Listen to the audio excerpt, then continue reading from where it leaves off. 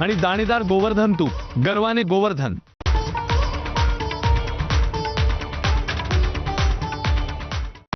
Headlines brought to you by Chitale बंधू।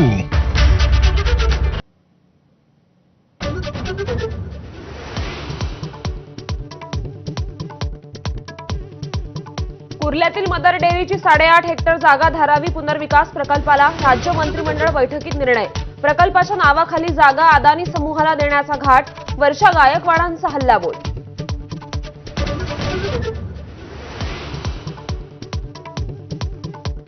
राजभवनाबाहेर राजकीय नाट्य, महाविकास आघाडीच्या महिला शिष्टमंडळाला आधी प्रवेश नाकारला। अधिकाऱ्यांशी चर्चेनंतर सर्व महिला नेत्यांना प्रवेश।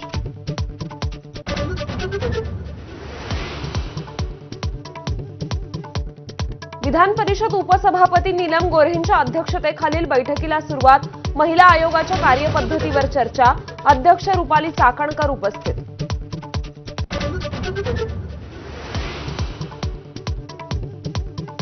बैठकीला न बोलावल्यानं नाराजी नाट्य, राजकीय पोळी भाजण्यासाठी लुटूपुटूची बैठक असल्याची आशा मिरगेंची टीका। रोहिणी खडसे, सुषमा अंधारे आणि किशोरी पेडणेकरांकडून बैठकीवर आक्षेप।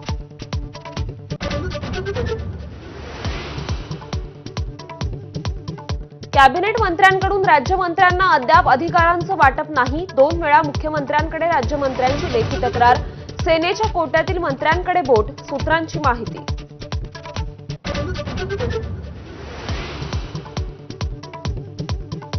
नाशकात ठाकरेंच्या शिवसेनेला मोठा धक्का बसण्याची शक्यता। सुधाकर बडगुजर आणि विलास शिंदे नाराज असल्याची चर्चा।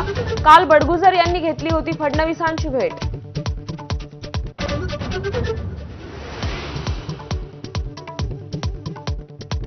पक्ष फोडण्यासाठी नेमलेल्या दलाल म्हणजे गिरीश महाजन। संजय राऊतांची जळजळीत टीका। तर राऊतांची बडबड सुरू असल्याने उद्धव ठाकरेंना शत्रूची गरज नाही, महाजनांचं प्रत्युत्तर।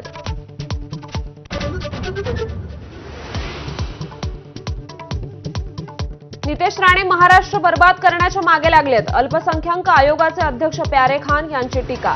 फडणवीस केवळ हिंदूंचे नाही तर सर्व धर्मियांचे मुख्यमंत्री, खान यांनी ठणकावलं।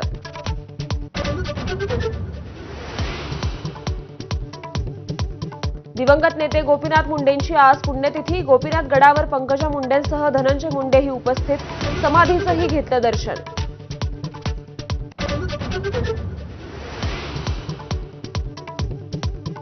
यवतमाळमध्ये आज काँग्रेसची आत्मसन्मान पदयात्रा आणि शेतकरी मेळावा। मोदींनी दिलेल्या आश्वासनाचं स्मरण करून देणार। हर्षवर्धन सपकाळ, धानोरकर, माणिकराव ठाकरे, मोघेंचा सहभाग।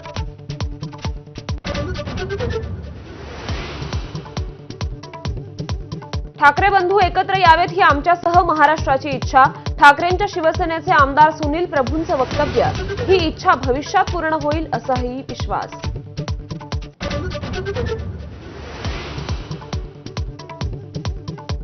जेसीबी विक्री व्यवहारातील फसवणुकीसंदर्भात शशांक आणि लता हगवणेला आज खेड कोर्टात, तर निलेश चव्हाणसह राजेंद्र आणि सुशील हगवणेला शिवाजी कोर्टात हजर करणार।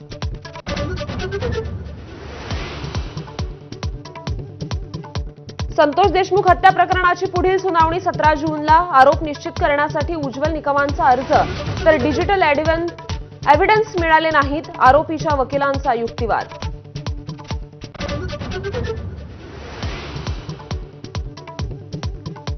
पंतप्रधान नरेंद्र मोदींच्या धोरणांमुळे ऑपरेशन सिंदूर नंतर जगात भारत एकटा पडला। खासदार राऊतांची टीका। शिष्टमंडळातील खासदारांनी परदेशात जाऊन गाणी गाऊन दाखवल्याचा टोला।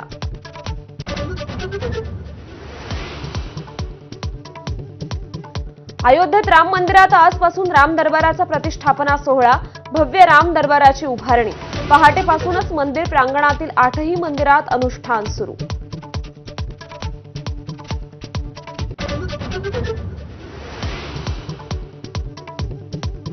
नमस्कार, मी श्रुती कुलकर्णी। आपण